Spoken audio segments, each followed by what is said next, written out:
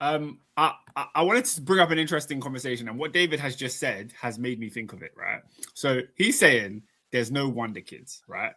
And obviously, when we were growing up, there was hella Wonder Kids, yeah, loads, Yeah. and they were all of a certain generation. Now, there is a certain there's a portion of the internet that is discussing a certain thing, which is that the 80s, people born in the 80s, there were many greats in that time period. Yeah, so you got your Ronaldos, your Messis, your Rare In the 80s. Yeah, born in the 80s. Yeah. Oh, okay. Born in the 80s, Okay. right? And then when you get to like the kids that were born in the 2000s, there's already like starlets, like Wonderkids that have come from that generation. Yeah. If you look at, for example, tennis, you've got Sinner and you've got Alcaraz. Yeah. Skiing? What do you know? What do you know? Hear me. I hear you. So, what do you lot think about the idea that the 90s, something about the 90s didn't produce as much greatness as the 80s and the 2000s? You know what, Oscar? Yeah. I think the 90s was the industrial revolution of football. And what I mean by that, in a bad way, where it was industrialized. But if you look at the first, when you said the 90s, you know, the first person that popped into my head? What's that? Jordan Brian Henderson. 1990. Okay. And I think there was a time frame where skill, flair, and natural ability kind of got overlooked for grit, being able to listen, even just being a decent human being. I think those sorts of things were prioritized more so than skill and flair in the decade of the 90s. Because you're right, when you actually deep it, the 90s is a bit of a doldrums in terms of the conveyor belt of talent. It is, when you think about it, especially when you look at the 80s. Yeah. No, I think what you're saying is spot on. And I think when it comes to football, we can particularly look at it. But I think across the board in sports, I just want to share this little image. Can you see that? Yeah. So this is an image of Grand Slam winners within tennis, right? So people born in the 80s, there are 80 different titles of Grand Slam winners. Ooh. People born in the 90s, there's only 2. And already for people born in the 2000s, there's 4. So the generation of the 90s, obviously in the 80s, you got Djokovic, you got Nadal, you got Federer, you got Andy Sorry. I think I'm understanding you now. So these are players that were born in the 80s. Yeah. Right. Yeah. So I was confused. Okay. The generation of athletes that were born in the 80s, there were many greats across the board, across all sports. Yeah. And we see it clearly in football when I talk about Ronaldo, Messi. Yeah. They were an elite class. The 80s. Whereas when it comes to the 90s, we talk about Neymar, but you know, Hazard kind of fell short. That's pure competition. Like, who were the guys from the 90s? Maybe you think of like a Gareth Bale or someone like that. Who from the 90s? Bale's 89. Gareth Bale's 89. So there we go. Who from that 90s generation was really the outstanding superstar? Neymar and Mbappe. Neymar and Mbappe was there. But even Mbappe's what, 99? 8. 98 first. First. I'll push them man over to, you know, the early. And you lot, talk to me. You lot are F1 guys, isn't it? So obviously, Lewis Hamilton is 93. Well, that's the thing. I don't even notice what years these people are born. It's funny you say that, because if I was to like that for you, mate. So Verstappen is 97. Big up. He's good, apparently. Oh, he's tremendous. He's tremendous. He's tremendous right now. Alonso is. He must be 80s. Alonso's 81. Yeah, he's old. Yeah. And he's old. Vettel is 87. 87. What's Schumacher? So in terms of we're talking about 60s, mate. Nah, man. Schumacher must be like in the Alonso run. Actually, not. No way, Schumacher 81. He's definitely 70s. I'm going 68. He's 69. 69? Yeah, 1969, January. But bear in mind, respectfully, he's had a decade wiped out as well. So our perception of him, like, you know what I mean? Yeah. So if we're to look at it, you guys know F1 better than me. Yeah. Like, of the people born in the 90s, well, other than Verstappen, who's really the outstanding person? So like what? So what? George Russell and Leclerc and them man there. What year are they? Hamilton's 85. Hamilton's 80s. Leclerc, Hamilton's 80s. Wow. Leclerc is going to be 97. Leclerc's 97. I'm trying to think of that era. Norris. Orlando Norris. That rubbish drink. 98. Russell's 98. Great drink. And Lando Norris is Melon. Fair play. 99. So like even when you go into, I'm not the biggest basketball fan, but like LeBron, Steph Curry, they're all 80s. And then 90s, you like for every sport, you can find one or two in the 90s, but it's never the greatest. There's nobody from the 90s era that is definitively the number one. Hey Oscar, I've got something that's gonna blow your mind. There's never been a wrestler born in the 90s. I know it's fictional, but it's born in the 90s that's won the Royal Rumble. That's not right. But there's not been one after though. No, as in, let's say someone born in 91, 95. Because the only reason I know this is because Bron Breakker was born in 1997, and they were all clamoring for him to do it. And then he would have been the first person born in the 90s to win a Royal Rumble. But I think what I was saying, for me, it only becomes significant once the generation beneath are overlapping. Because obviously there will be wrestlers that do it in the 90s for wrestling, yeah. But when I look at that tennis one, is damning for me, bro. The tennis Two one is Grand Slam winners from the entire decade, and then already we've had 4 from the 2000s. There's a debate though to be had, because I think there's something else that goes on along with this, especially with sports, and the big problem is barrier of entry. You know, like the money that you need to have. So, like for example. It's actually Formula One's a big problem actually when I think about it. The most of the Formula One drivers on the grid are not there based on talent. Money. They're based on the fact they're paid drivers or they've got rich families. And can afford to do all the go-karting, can do all the series and then get in there. Lewis Hamilton's dad worked 4 jobs to get Lewis into Formula One. Wow. Like that's your working class driver. Yeah. His dad worked 4 jobs. Look what it took, bro. 4 jobs. You know what I'm saying? So there is that thing of it, because I look at some of the drivers that we got in Formula One now, and some of the drivers we've had in the last couple of years. When I think of like Mazepin, I think of Latifi, Lance Stroll. I think of all these dead guys, but they are filthy rich. Hence why they got a seat in Formula One. So I think there's that, and tennis is very elitist. So in tennis, like you've got to have the dollar. You know what I mean? You can't even just be talented alone. I don't think talent gets you everywhere alone. I mean, the Lewis Hamilton comparison will be the Williams sisters. The Williams sisters, yeah, exactly that. Exactly that. Again, wasn't their dad a tennis fanatic? He was their coach, right? Yeah, he was their manager, wasn't he? But then you know, like that level of tapped that you need to be the greatest. There's something about our generation of 90s babies that just didn't tap into it. You see when you said that, the first person that came into my head. Who's that? Mario Balotelli. Listen, you see the people of the 90s, right? The kids of the 90s, they are the first beneficiaries of the woke era. And guess what? In this woke area, everybody gets a gold medal for participating. Back in the 80s, either you're the man or you piss off. I don't care if you're 5. I don't care if you cry. Whereas no, it's woke. Everybody's gonna get good. Everyone's gonna get a medal. Everyone's gonna get a big hug. Damn it! That's why you're seeing absolute bums making it. Absolute bums, and that top edge killer instincts died in the 90s. Died. Yeah. No, I think it's spot on. I agree. I think it's spot on because when you look at someone like Haaland, there's no player that had that kind of mentality coming into the game. What year was he born? 2000. No, he was. Remember, Alfie was playing. Haaland is a different. Haaland is like he snapped his leg. He's not the best example because his dad was a footballer. Because I think when your parents are stars, you kind of have an insight on what it takes to make it. I don't know, Oscar, guess who I saw playing at centre half for Wigan yesterday? No, I didn't see him. He was on the bench, but he was there. No, Jamie Carragher's son, James Carragher. who Yeah. also wears a number 23 and plays for Malta.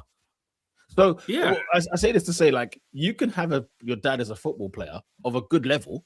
Let's have it right. Jamie Carragher is no mug. You know what I mean? He played of a top level, won Champions League, blah blah. 700+ games. There's something about the non-UK players that have a grit and have a tapness, as you mentioned earlier. Yeah, I think Haaland's tapped. Like but I think having your dad as like the nepotism factor cannot be denied.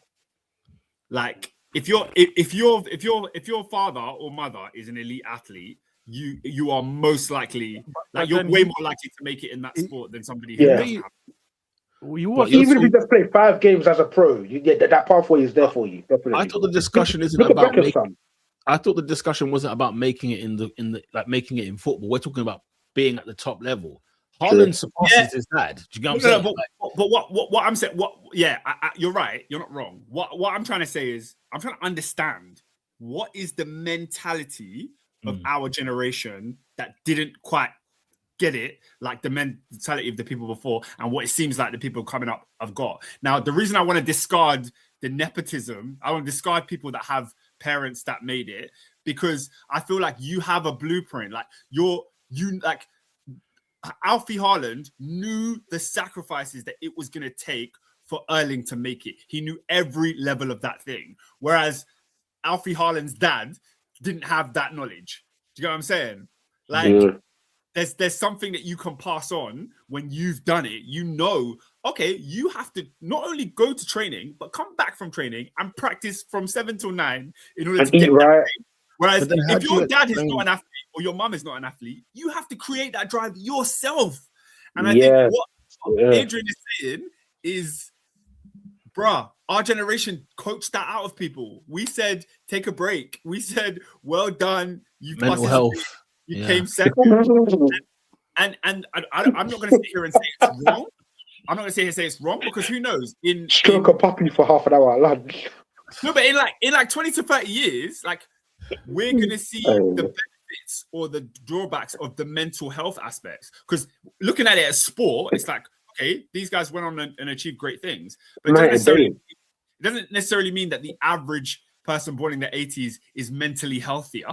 Do you get what I mean? They might end up having more addiction or more. That's a good point as well. Like, that's a very good point as well. It's not necessarily to say that the culture that we grew up in is the wrong one, but there's definitely proof to show it didn't produce the best athletes. Not even Harry Kane. How long was Harry Kane at Spurs for? That's someone that was top class, but his mentality, that drive, that killer instinct for many, many years was questioned by many people. What year is Harry? He must be 90s, surely. Must be 90s, right? Yeah, 93. Is that the best player between him and Mbappe? The best player we've ever had of our decade? Harry Kane's 93. The best. It must be. Who's better than Harry Kane and Mbappe? But let's have a look around. But he's up there. Do you know what I mean? Of the 90s best players, he's got of a decade, Harry Kane. I'm saying he's top 10 at least. So he's top 5.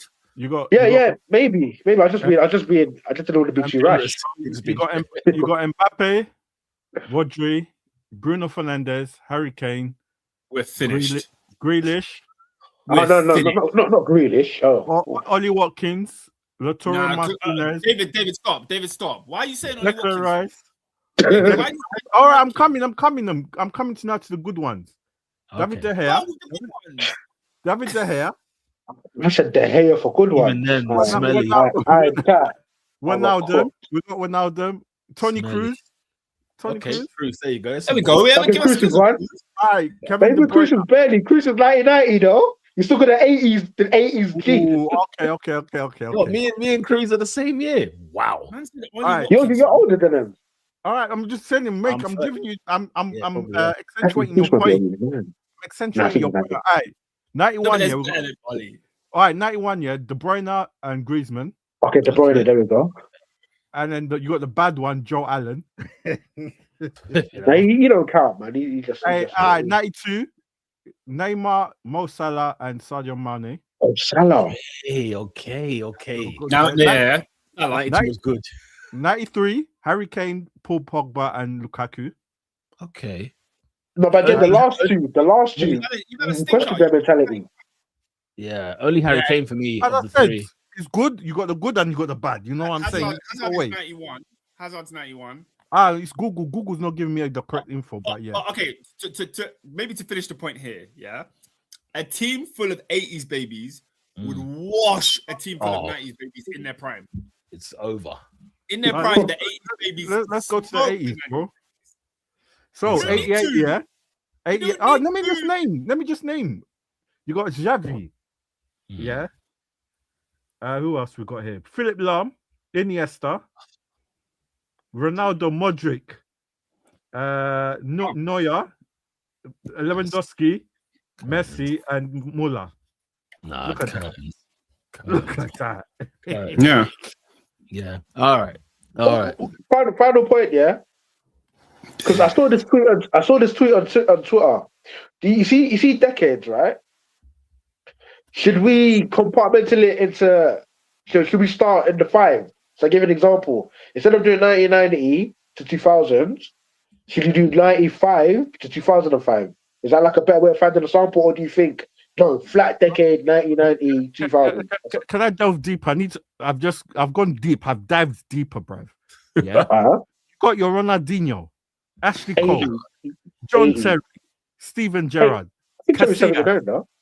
Ibrahimovic, Etu, Xavi Alonso, Kaká, Cech, Adriano, Ribery, Dani Alves, Arjen Robben, Torres, Schweinsteiger, Rooney, bruv. Come on. Falcao. No, nostalgia tax though. Some of them men went okay in the head. Yeah. Nostalgia tax has to be there. At the prime. It's clear. It's clear. Ronaldinho's prime was like 18 months. Oh, sorry. No. Adrian, stop. Stop talking right there. I'll be real, man. Ronaldinho's run wasn't as long as we think it was. It's like The Rock. We think The Rock was in wrestling for 20 years. Bro, back was like 6 if we're lucky. He's right, man. Don't get me wrong, it was the best 18 months of my life. But Adrian, stop. 18. Stop talking. I was Ronaldinho. Okay, prime Ronaldinho at max was 3 seasons. Bro, stop talking. He's right, bring up the tape. Correct, but you're not gonna disrespect, bro. Hot, blood. But Adrian, the reason he has to still be mentioned is because his prime. Yeah. It's not like how many people are reaching the heights of his heights? You know what I mean? Never. Maybe yeah. And the problem is still high. Look, listen. Yeah, you're right. They was on the pitch and then off. Culturally, no. Let's stop, please. That Brazilian team, the Brazil of 2002 thing. Hey, yeah, 2002 Brazil was dark. Yo, no. That was that. Bro. Let me even make it further, yeah, because we've just been talking about sport, yeah. If you look at the hip hop music industry, Drake, Kendrick, Cole, all 80s babies. No one in the 90s comes close to them 3. Are they 80s? Surely not. All 3 of them are 80s babies. All 3. No, Drake's a big man. Ain't Drake like 85? 86? All 3 of them are 80s babies. No one in the 90s sniffs that level. Bro, I thought Drake was younger than me, you know.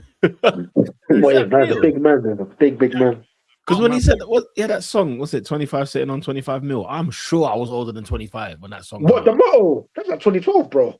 The motto was a long time ago. That's 2012. 2011. That was a Take Care. That's 2011, bro. Fair enough. Yeah, but think about that though. Think about that for a second. Nobody came after them. Yeah.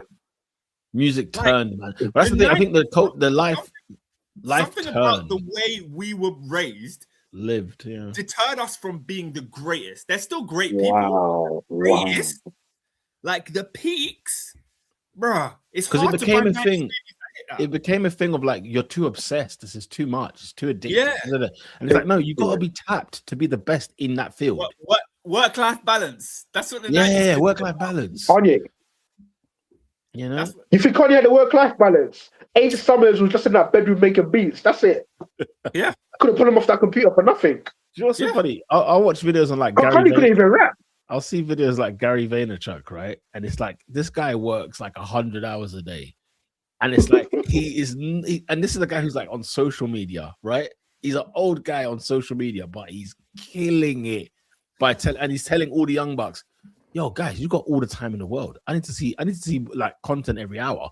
Like it's like for him, it's like there's no letting up, and you got to miss those workaholics. You know what I mean? Those workaholics is what gets you to the top. Why is not hitting on Cinch? Why is Cinch always catching strays?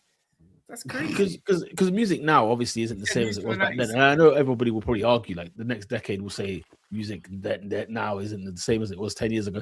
But you know, sometimes you look back, you think, man, it was great just for our childhood growing up, but it was poor. You know what I'm saying? Central C's got the work ethic of an 80s baby. Okay. Yeah, bro, the guy releases a tape every year. Fair enough. I'm not even a particular fan of it. You know, you call it work. You work hard, man. You know, you lot call it work, yeah. But let me keep it a stack bundle with you, man. If your job full time is to like rap,